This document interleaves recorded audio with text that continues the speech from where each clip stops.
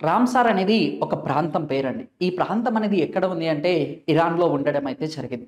2 ఫిబ్రవరి 1971లో Ramsar convention అనేది చేసుకోవడం అయితే జరిగింది. ఈ రామ్సార్ కన్వెన్షన్ దేనికి సంబంధించింది అంటే వెట్లాండ్స్‌కి సంబంధించి.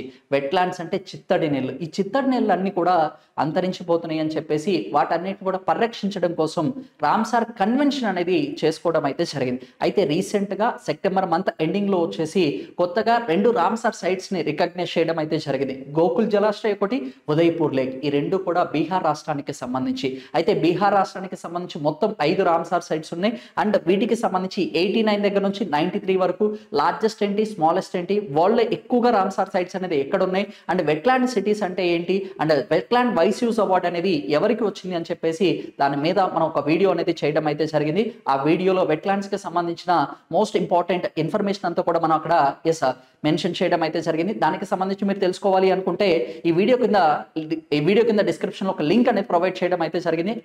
ఆ లింక్ యాక్సెస్ చేసుకొని వెట్లాండ్స్‌కి సంబంధించిన A to Z ఇన్ఫర్మేషన్ కూడా తెలుసుకోవచ్చండి. Thank you.